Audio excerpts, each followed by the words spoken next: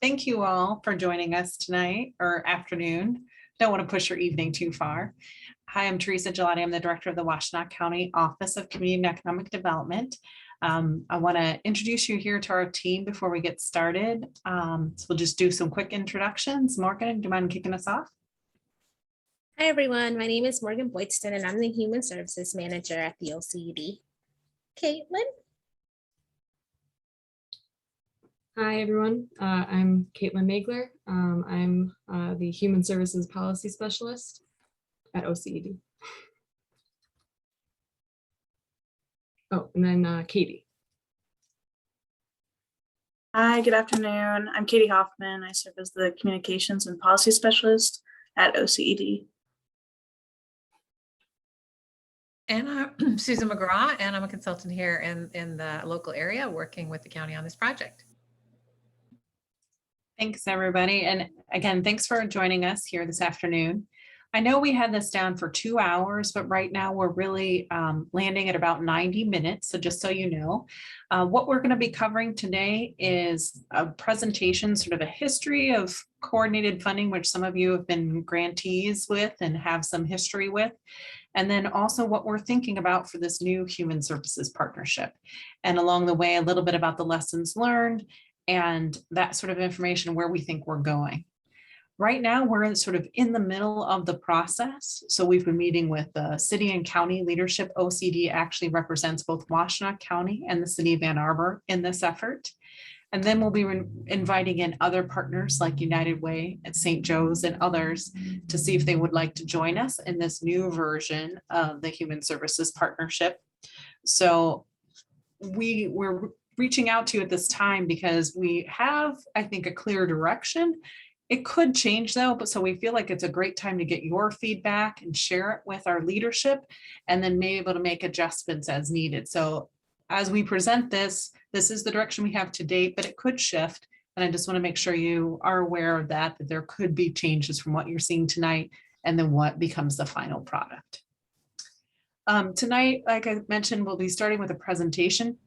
We'll be interspersing a few polls within that to get some feedback from you just quickly on some of the stuff that's being presented. And then we'll have a nice amount of time for just general questions that Morgan and I will be able to field for you all. And then we're going to do some breakout rooms so we can get into some smaller discussions about kind of how people are feeling about what's proposed and get your feedback that way as well before coming all back together to sort of wrap it up and talk next steps. So that's what we have sort of laid out for you for the next 90 minutes. So again, thank you for joining us this afternoon. We do have a short poll just to start off. So I'll pass it to Susan for that. Teresa, we're going to go ahead and launch the first poll to get some feedback from all of you. There's 2 questions in this poll. The first is, did your organization receive grant funding from the coordinated funders in the past? And that's a simple yes or no question. And the second question is, how large is your organization? And you'll see a variety of categories there. So you can just pop in the response that applies to you.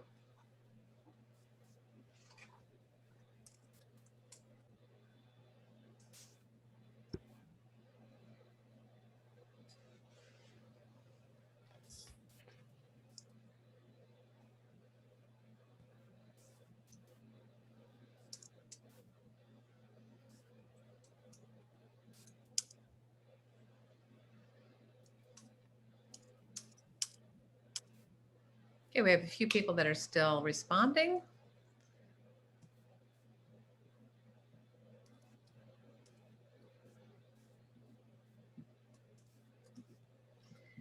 So we'll go ahead and close that poll and I can share with you the results. So for the first question, did your organization receive grant funding from the coordinated funders in the past? It was just a bit over half and half, with 54% of the group saying no and 46% saying yes. And then the second question, how large is your organization? In today's group, the largest group was with 26 to 50 employees. 38% of the audience replied 26 to 50. And then the next largest group jumped down to about more than 100 employees with three people. So that's the poll results for those first 2 polls, first 2 questions. Thanks, Susan. So I'm going to start with a little bit of the history of coordinated funding. So half of you obviously previously were grantees, and you'll know some of this history on the next slide here. It started off first as sort of a public partnership. Maybe you could advance the slide for me, Susan. Thank you. Back in 2008. So it was the city and the county and the Washtenaw Urban County that started off. And then it expanded to include additional funders, the Ann Arbor Area Community Foundation, the United Way of Washtenaw County, partnered together, had a memorandum of understanding about how it worked, and really started off with a 2-year pilot for investments. We were able to have the whole kind of partnership evaluated in 2012 from R&R Foundation. And then based on that evaluation, we were able to extend it for another 3 years. So that was kind of the first, 5 years of coordinated funding, building off of that public partnership. Around 2015, on the next slide, we had a second evaluation by TCC. So they worked specifically on those outcomes that were part of coordinated funding to see how we were doing at sort of reaching our goals in the various sectors that had been the focus. St. Joe's joined in on the partnership in 2016, many of you know, and then that outcome report was released in 2018. After that, there were some changes. The coordinated funding partners, I think, all agree that coordinated funding were valuable. We've learned a lot from it. It's been involved in sustaining the safety net and providing some incremental change. But there are some interest in trying to see how we can also be moving a little bit more towards some specific outcomes. And so that's some of the changes that we'll be talking about. There was an elimination of sector leadership in 2018 for those of you who are involved in the program. We were already starting to review kind of the direction of coordinated funding in 2018 and 2019. Clearly got slowed down in 2020 by the pandemic, like everyone. And that was the year that the Ann Arbor Community Foundation decided to leave the partnership. And actually we decided, well, at this point, let's close out coordinated funding as it is so we can make a clean break and look to the future with a new human services partnership. So just again, sticking with coordinated funding now, many of you will recall there's 6 funders, 3 are private, Washtenaw County, the city of Ann Arbor, and the Washtenaw Urban County. 3 were private, United Way, Washtenaw County, St. Joe's, and Ann Arbor Community Foundation.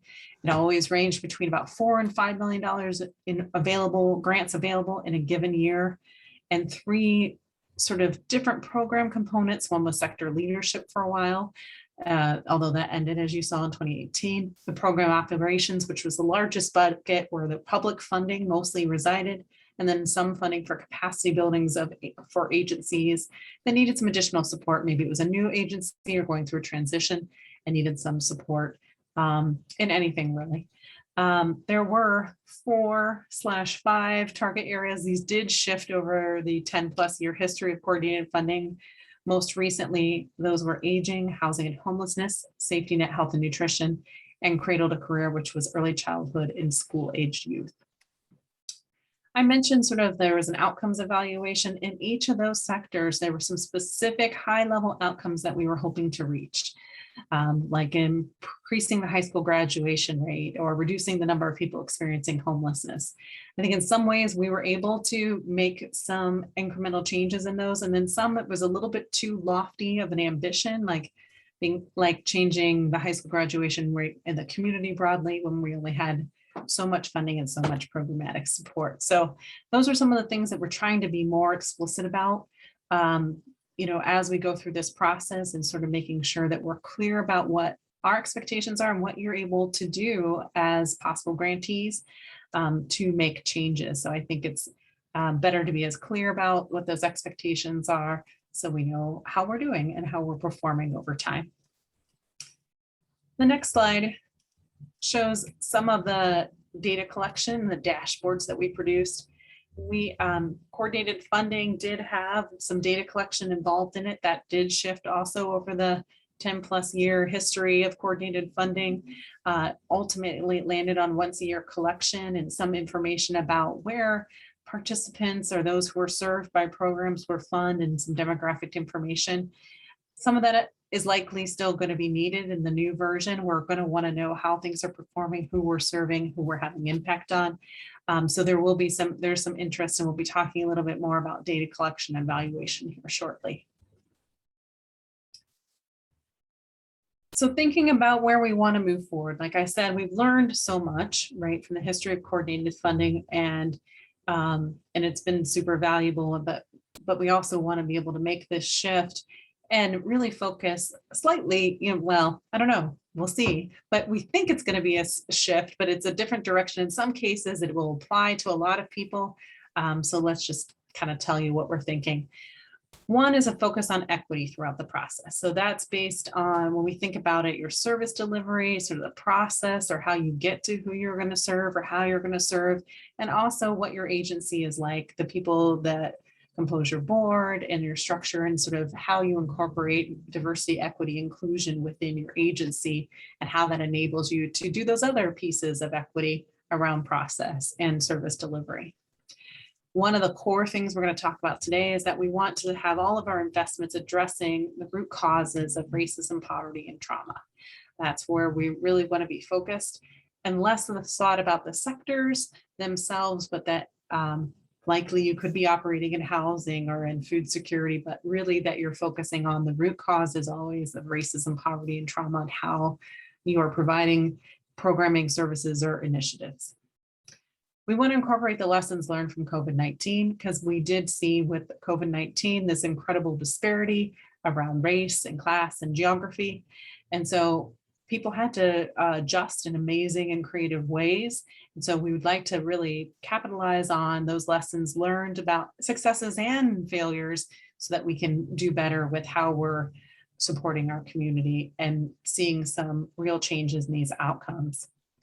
Lastly, we would like to ease the grant process overall, for everything from the application process to providing hopefully supports for data collection and evaluation, to how the awards work, right? So we know it's a heavy lift to go through those coordinated funding applications. It was also a heavy lift to review them and monitor them over time. So how can we, again, be very clear and explicit and sort of track things over time in a good way, so that hopefully it's a smoother process. Easier said than done, I know, but it is a goal. We want to always keep that in mind, and we'll also welcome feedback from you all on ways that can be achieved. I'm gonna, actually, we don't do a poll yet. I hand off to Morgan. Take it away, Morgan. Thanks, Theresa. So as Theresa mentioned, we want to really move towards addressing root causes in our community. And so this is slightly different in what folks might be used to, but then it'll be a new great approach for folks that have not received COFU funding in the past.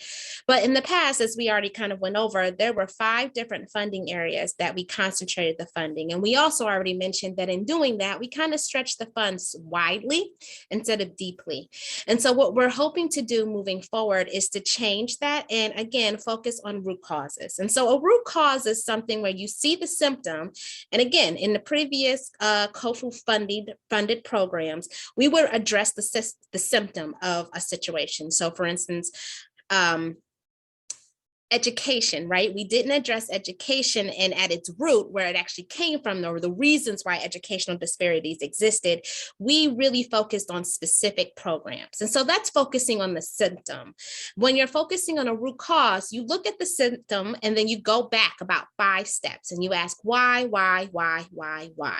until you get to what we have discovered in our community should be addressed, which is racism, poverty, and trauma. And so what that could mean for us is, for instance, poverty, addressing poverty still means that many of the programs that were previously funded would still fit, but it would say that's homelessness, right? Poverty, or a symptom of poverty, is homelessness. A symptom of poverty is food insecurity. A symptom of poverty is educational access. And so when we're talking about trauma, we're really thinking about the ACEs, adverse childhood experiences. So when we think about what could be happening or what could be potential funding areas in trauma, that could look like, we know one issue of an ACE is family separated or a parent not in the home anymore, and parents could not be in the home anymore due to the justice system or justice involvement. So it could look like funding something in the justice system. It could look like one of the other ACE categories is addiction. It could look like doing programming around addiction. It could look like, again, food insecurity. So you'll also see that there's some intersections between poverty and trauma. And then racism, right? And so that is when you get to a lot of cases, the policy level. That also, again, poverty, we know disproportionately affects people of color. So again, that's another intersection between some of our root causes. So again, it's not to say that the root cause focus excludes previous funded grantees or programs. It is saying, though, that we're changing the culture in which funds are being provided to address not just the symptom, but the systems that cause it. So now we do have a poll. Great, Morgan, we're going to launch poll number 2 here. Just has one question this time. Which root causes of systemic oppression are addressed through your organization's current services? And you'll see this is a multiple choice. You can choose more than one or choose all that apply for racism, poverty, and trauma.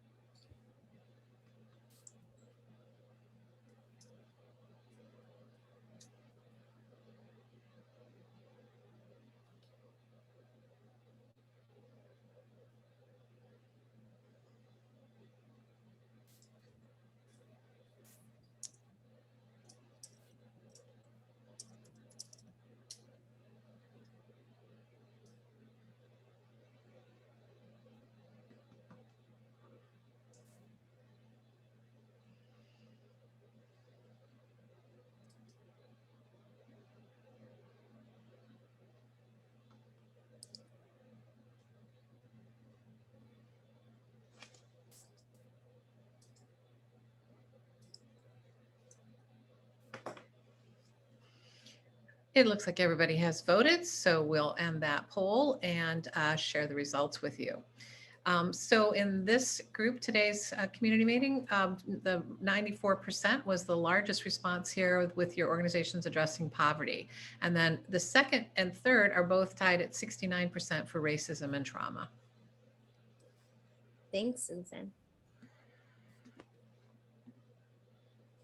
And so often we think about, and this is where Theresa also mentioned, what does it look like in order to evaluate this work? And as I'll get to in the next slide, each one of our our proposed funding programs will involve some level of evaluation that we're hoping to bring in an outside evaluator to conduct, because we no longer want to put that burden on the organizations to figure out how to do that. And what we know is that is an expertise. And so staff also don't have the capacity or the expertise to really do a thorough evaluation in the ways that we really want to hope to. So when we're talking about evaluating and when we're talking about scaling your programs or creating new program or funded proposals, we are talking about scaling in these 5 different areas. And again, this is going to be a little bit of a culture change, and that we typically thinking about scaling in that first one, which is scaling out.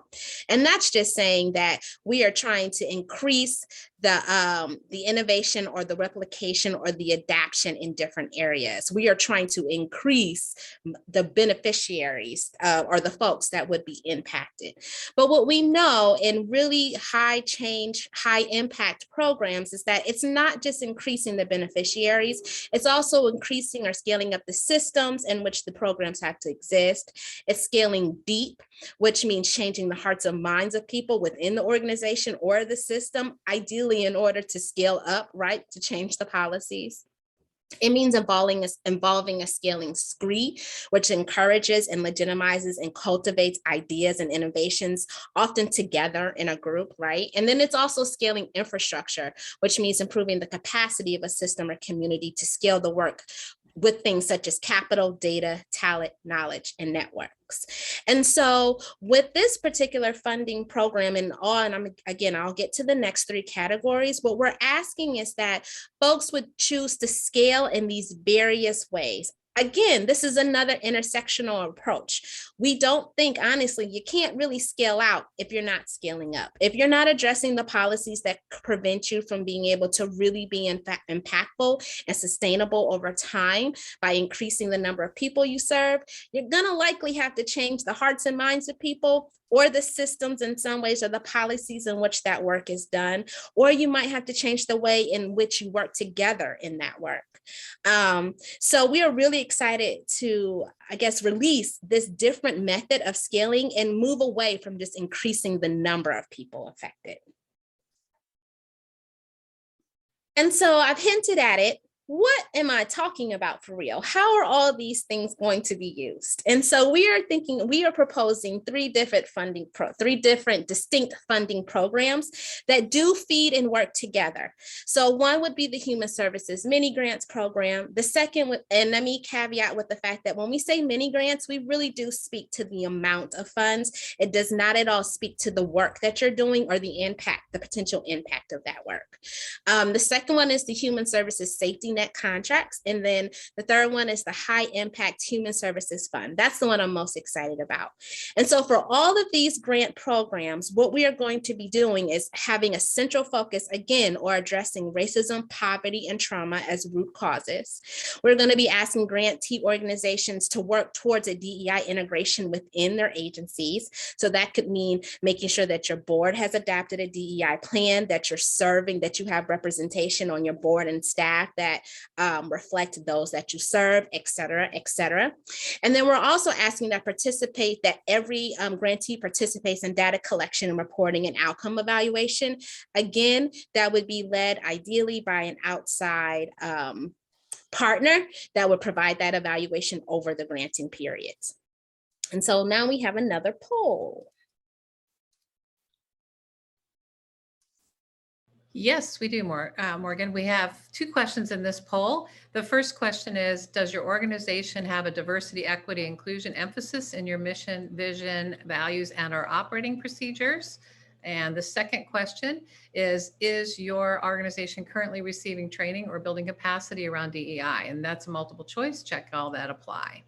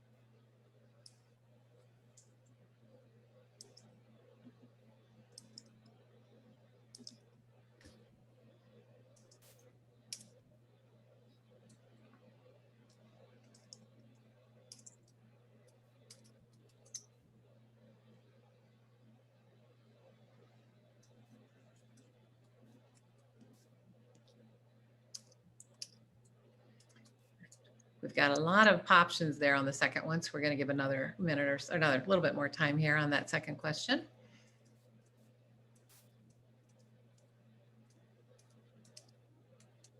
Okay, looks like everyone has voted, so we'll close that poll and share the results with you.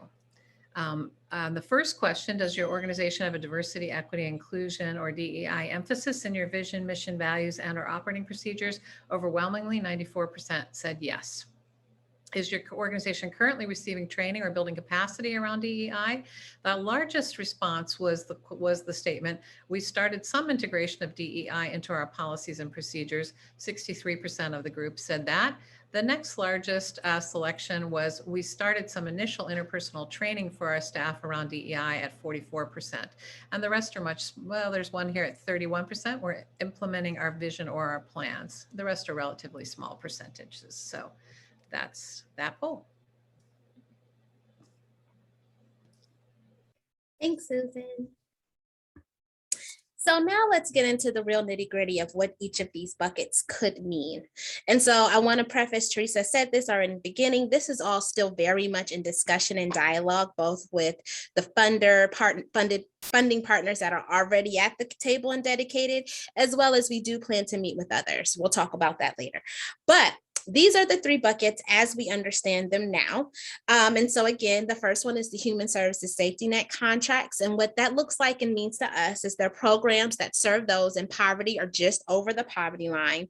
They sustain the condition. So what that means is that as long the programs that are provided are based on the need in society or community. So you would provide, for instance, food supports to those that are food insecure and scale that up as long as and with the population need. So we wouldn't be expecting you to figure out how to scale up food or how to provide food security in an area that is already food secure.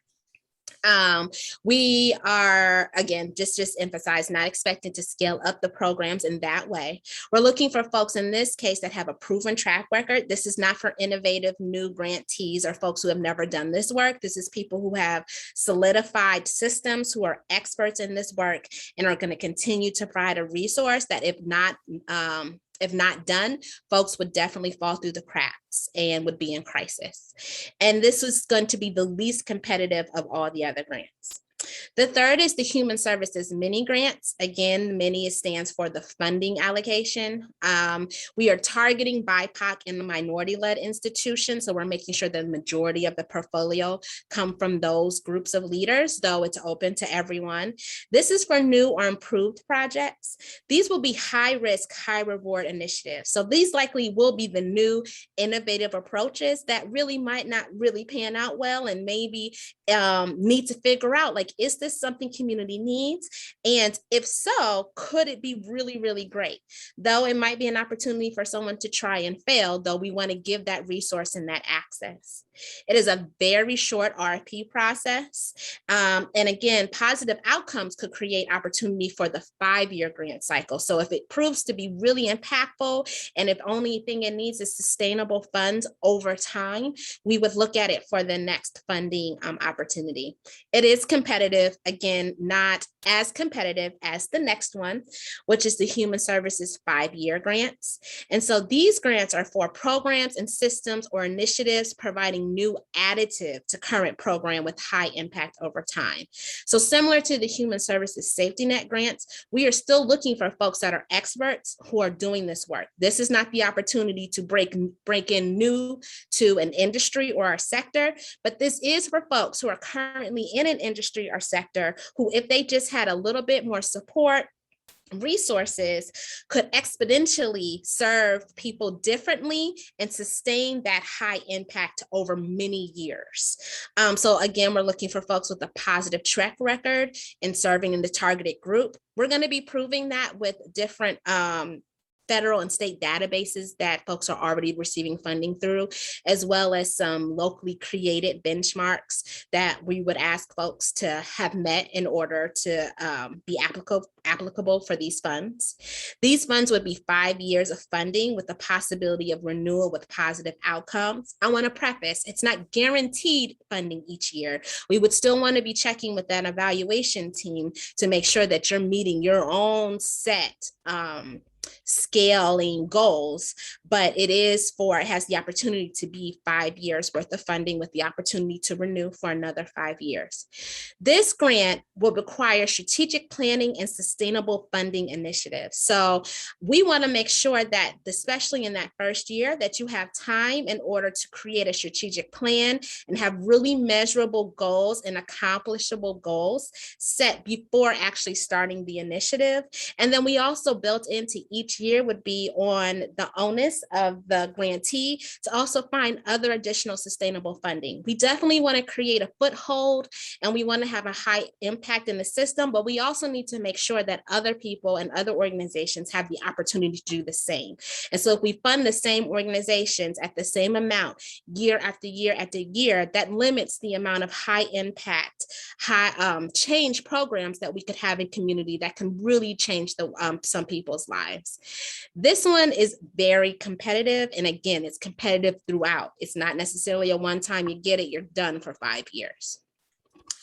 Okay, so we have one more poll and then we'll be able to open up for questions and answers. Yes, thanks, Morgan. We'll launch the next poll. Based on what you just heard, which of the 3 funding categories is most aligned with your programs and service delivery? And that's a multiple choice. You can choose all that applies. So the safety net, mini grants, or the high impact human services grants. And the second question on this poll is, what is more important to accessing and maintaining this funding for your organization? And you'll see 5 options there. And again, these are multiple choice as well.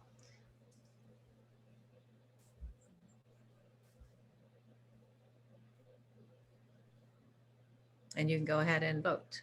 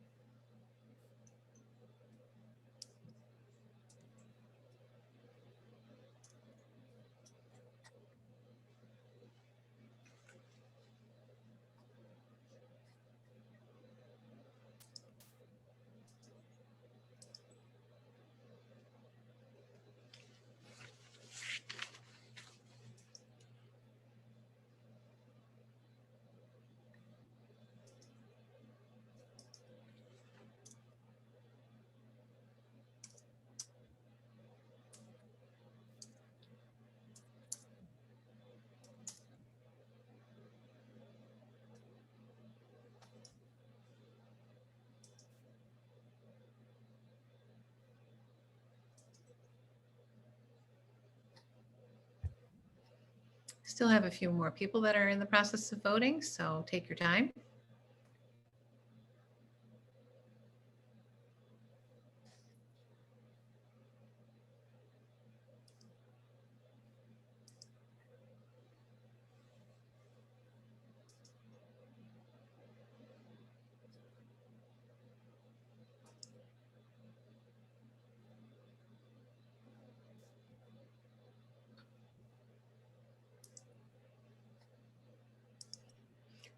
Okay, it looks like everybody's had a chance to vote, so we'll go ahead and end this poll and share the results with you.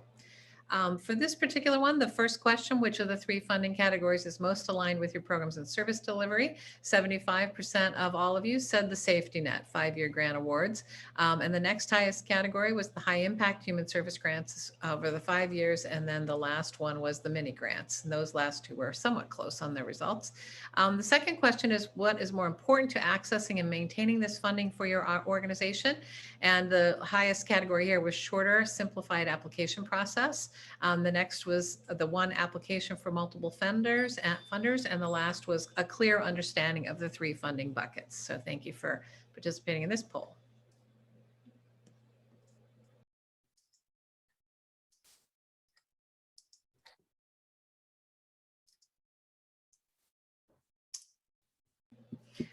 Okay, so Theresa, you want me to, should we open the question and answers? Yes, please. So any questions that the audience has, feel free to put them in the chat box, and I will then share them with Theresa and Morgan to get their feedback. So feel free to put any questions you have in the chat box.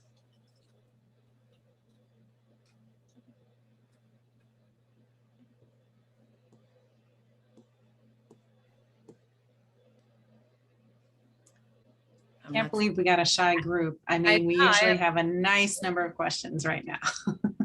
Not seeing any questions yet. And no questions are out of bounds. We prefer you guys be as director. Anything that you want to know, we'll do our best to answer. All right, I'll read this one for you, although I know you can see it as well. So how are the human services safety net contracts determined? Where would you anticipate funding streams like PSH services to reside? Safety net contracts, 5-year grants? Kind of a multiple choice question, multiple questions there in one question. I'll start this one off and then Morgan can add in. So what we're definitely thinking of safety net contracts is ideally it would be non-competitive, and we'd be looking for some sort of a request for qualifications to show that people have sort of the history and the skills in delivering the services, whether it's within the emergency food system, around homelessness or housing. We talked also about healthcare and others, childcare, others that we're thinking about would fit into this category.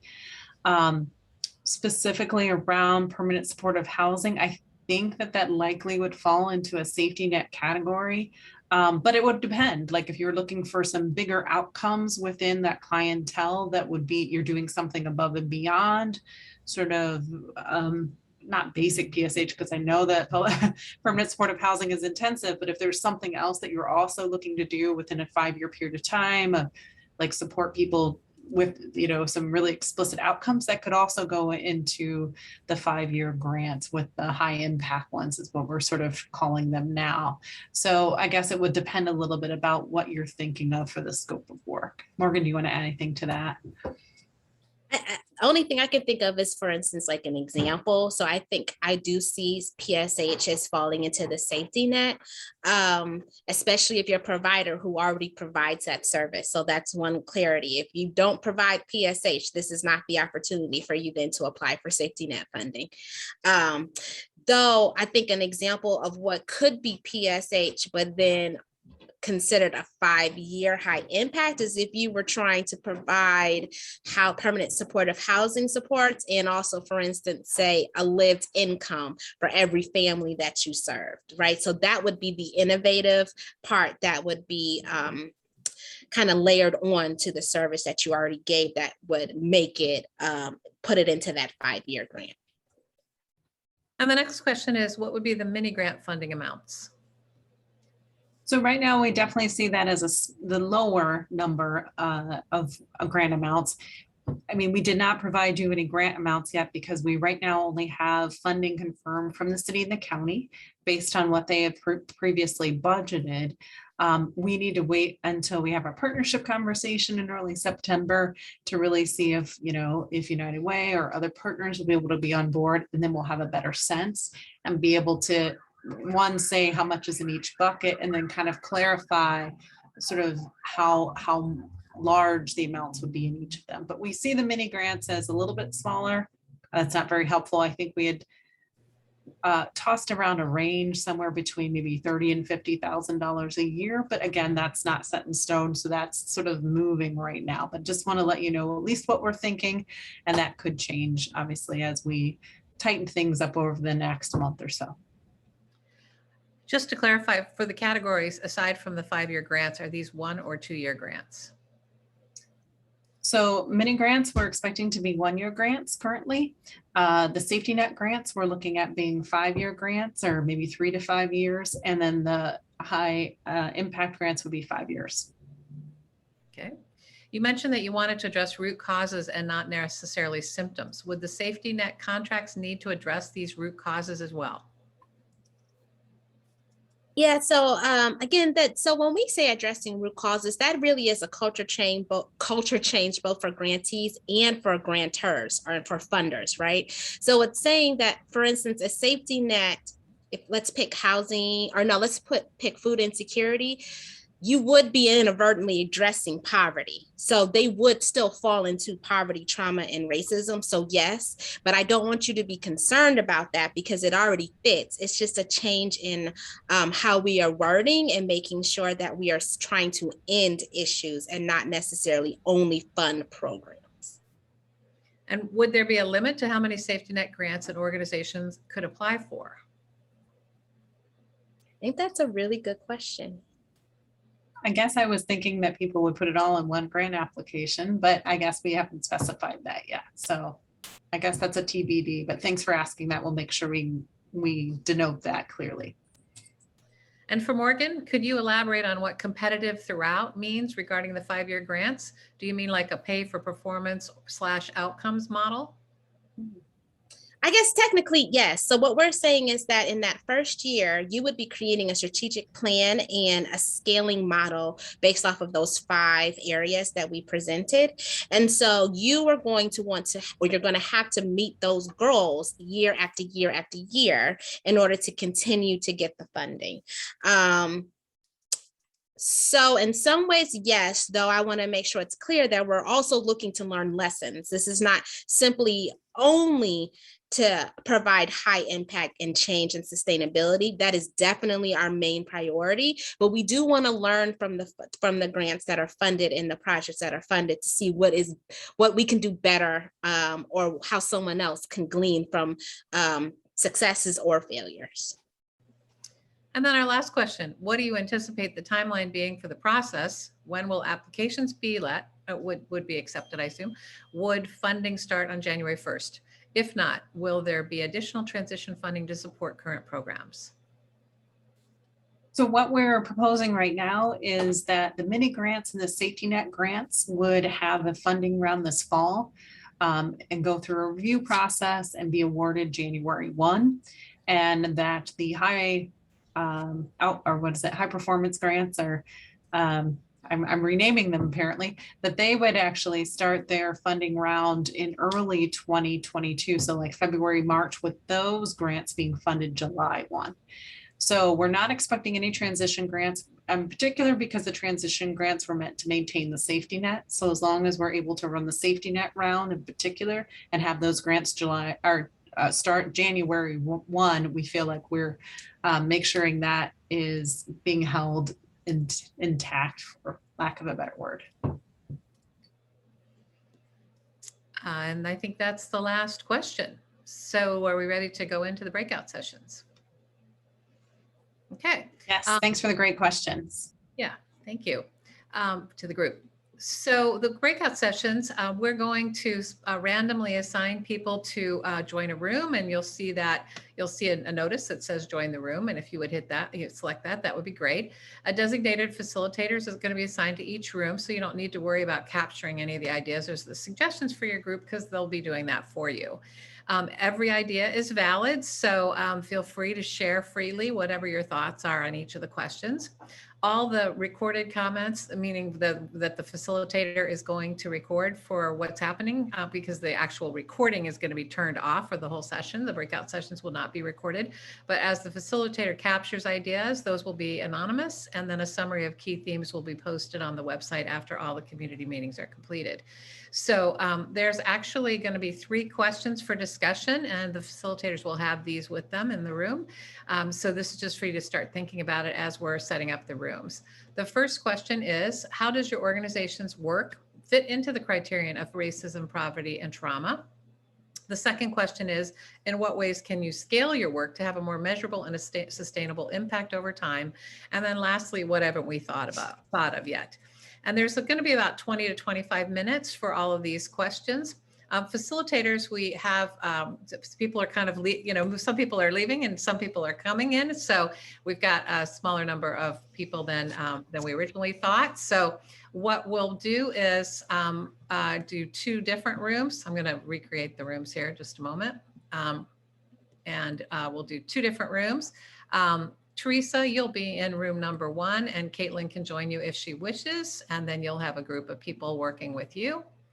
And then Morgan, you can stay with me if you'd like in the main room, and then I'll record for you.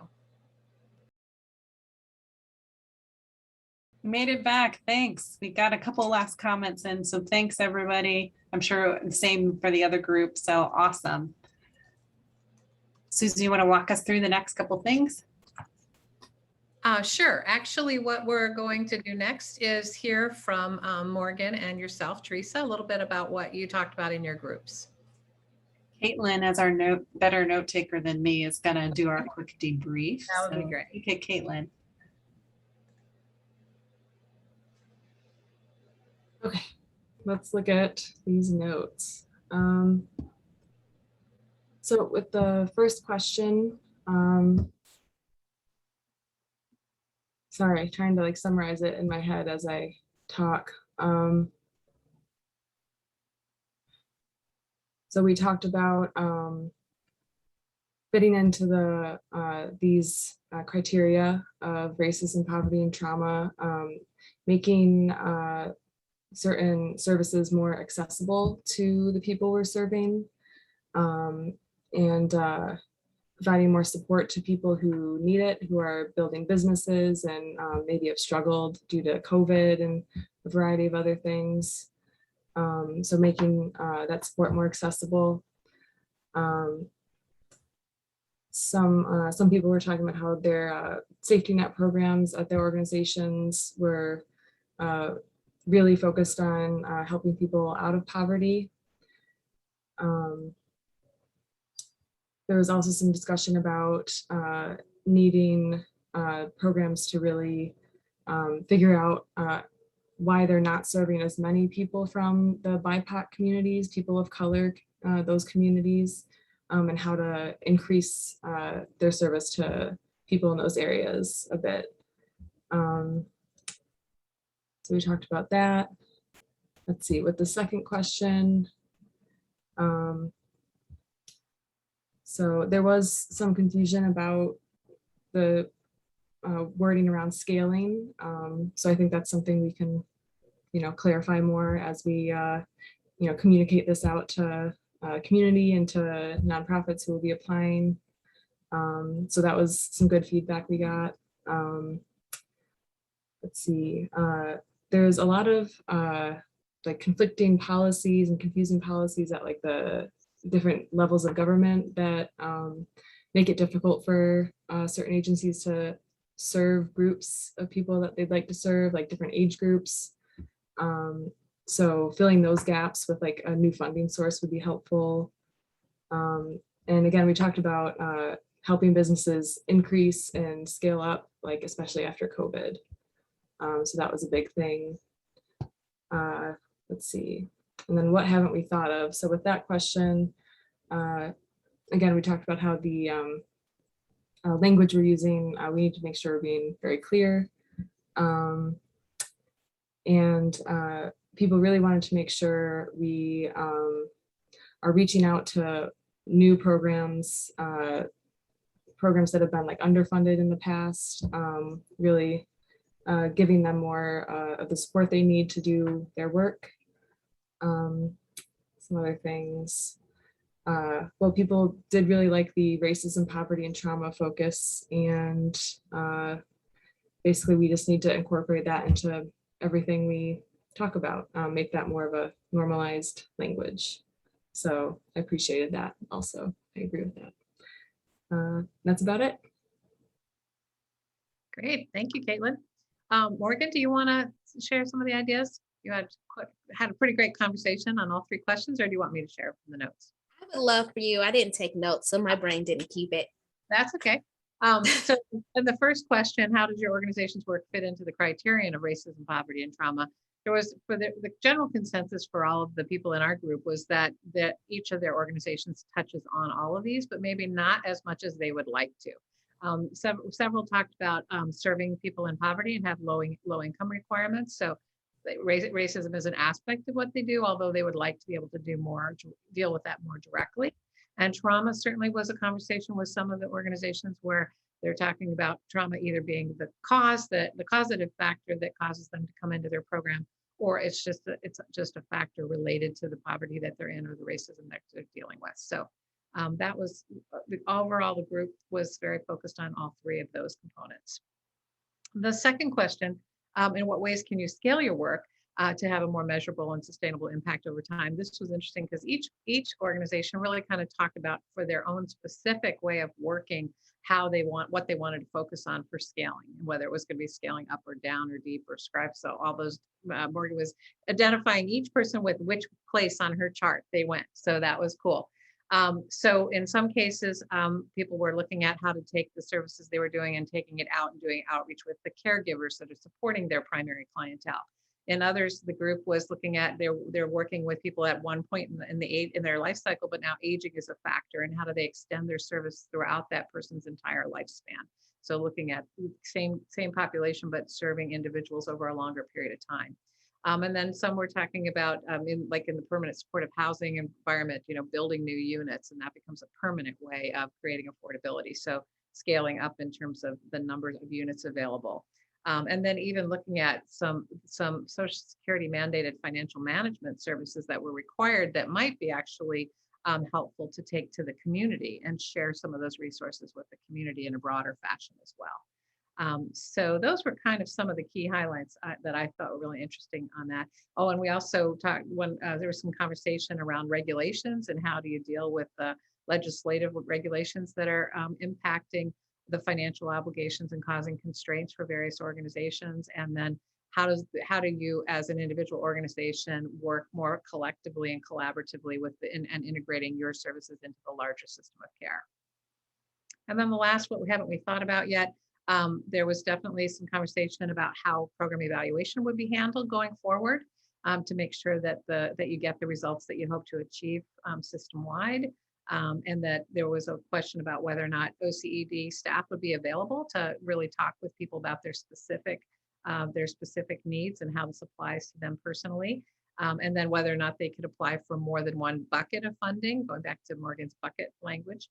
And then there was a really nice comment about thank you for doing this, because people in the community were nervous and scared when they heard that the coordinated funding group was being disbanded, and they're happy to hear how this is shaping up. So Morgan, what would you like to add? That was on point. Good job. Great.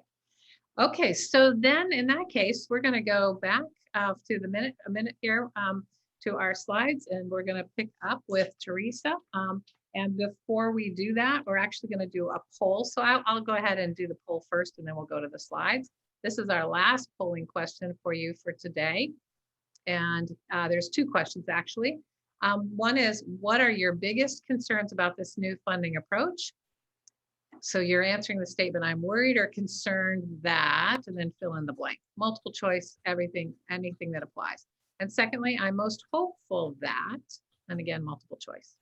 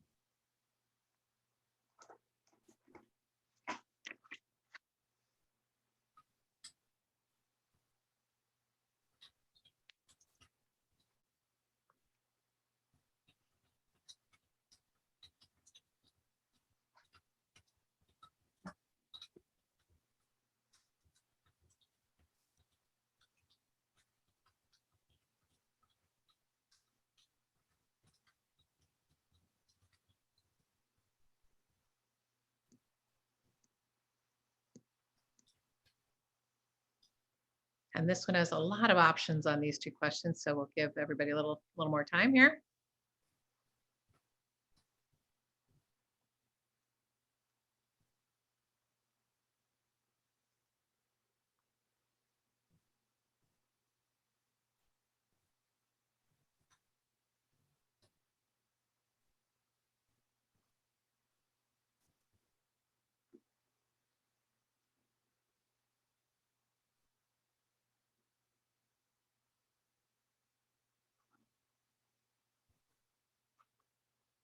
Okay, looks like we have everyone now, so we'll go ahead and end the poll, and I'll share the results with you.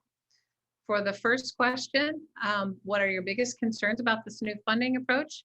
The greatest response was, I'm worried or concerned that there won't be enough partners and enough funding for this initiative to be effective. I'm noticing a pattern with our other community meetings. That seems to keep coming up as the number one concern, 64%. The next highest concern is it's not clear how this will really work. 45% said that. And then let's look at the second question. I am most hopeful that, and the number one choice here is we are focusing on root causes of systemic oppression in our community. 82% response is up for that. And the next highest one is there's an onboarding grant program via the mini grants that will allow for organizations to experiment and explore new initiatives. And then the next highest one in this category was we are incorporating a DEI focus into all that we do. So that's really great. Thank you for participating in all of our polls today. And now back to Theresa. Thank you. I wanted to kind of give you a sense of next steps. And then if we have a few minutes, we'll answer any questions that might still be in the chat. So we talked a little bit about that this is still a work in process, and that's why we wanted to go to you and to get feedback now so that we have some time to adjust and make changes. So thanks again for your time. So we are doing that currently. We're having a meeting tomorrow with the city and county leadership to sort of kind of finalize on the public side where we are at. And then we're hoping to meet with other partners for possible assistance with funding and expansion of this partnership in the first week of September. So we'll be meeting probably a few times, but then as I mentioned earlier, we would like to open up 2 funding rounds this fall. And that would be the mini grant, which we want to be the simplest. And some of you had said, like, how do we make it easy? Let grassroots groups and others have access to. This is what we're intending the mini grant to be. Not exclusively, but that it would be the simplest application available, that it would be a pretty quick turnaround process. And we would understand that not everything would work. So we also want to, be able to take some risks, try some things out that we wanted to try, or folks have had interest in and see how it goes, that this would be a place where we could be a little bit more experimental or try out some new ideas. The other funding round we want to do this fall would be the safety net grants, which we would also want to open up this fall. We looked to review those applications in October, November. And then the funding, because we're a public body, we do need to go to our Board of Commissioners, in the case of Ann Arbor, the City Council, to get approval. And we look to do that in November and December, with those funding rounds to start in January. I mentioned next year that we'd also be looking to do the 5-year high impact grants, have that open up in February, and then have the spring to review those, get those approved, so that that funding could start on July 1st.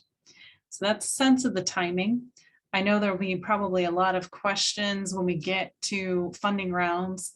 At our last session, a number of folks had asked how long it would be and, to develop a grant application. And for the mini grants, it'd probably be the shortest turnaround. But again, we're trying to have a shorter application process and hopefully a lot of outreach in the community, that we'd love to have your help reaching out to folks. We would want to have at least 2 months for both the, maybe longer if we can, for the safety net grants and the 5-year high impact grants. All right, so that's it for next steps. I know there were a few questions, so if you want to take down the presentation, we'll see if there's any last questions we can help with. It looks like there's one question, Theresa. Would this funding only be open to nonprofit organizations, and would community members and organizations be able to apply for the Human Services mini grants? That is our intent. We do have to check in with county purchasing and rules and make sure we can work this out. But our intent is that it would be open to nonprofits, but it could also be open to a neighborhood association that maybe didn't have a 501c3, or maybe a church or a person. We want to try and make this one the easiest and sort of being on-ramp to funding. So we would hope that it could be open more broadly than to just nonprofits. Any other questions that you have for us tonight? I guess I can almost say tonight. It's not quite 5, but this afternoon. Well, I'll let you know there's 2 more community sessions coming up. And then we are going to keep updating the webpage. So some of you hopefully have seen the new Human Services Partnership webpage. Can drop it here in the chat here shortly. That's what we're going to put up. We'll put actually a recording of at least one of our sessions, the presentation. We'll be taking all the poll questions and pulling those together, as well as some of the responses, and uploading your comments, and on kind of putting in some themes based on what we've been hearing back. So all that's going to be uploaded onto the webpage, and we will be putting a lot of information about what's coming next there. So that's a great place to look, and you can always reach out, but I think that one will be the most up-to-date source of information. Anything else I'm missing, Morgan, you want to add before we sign off today? Thank you all for sticking it out to the end. I'm always happy when people make it to the end. It's always great. So thank you so much. Do really appreciate your thoughts and feedback and partnership. And there's a lot more going forward. So thanks so much, and stay tuned. Thank you.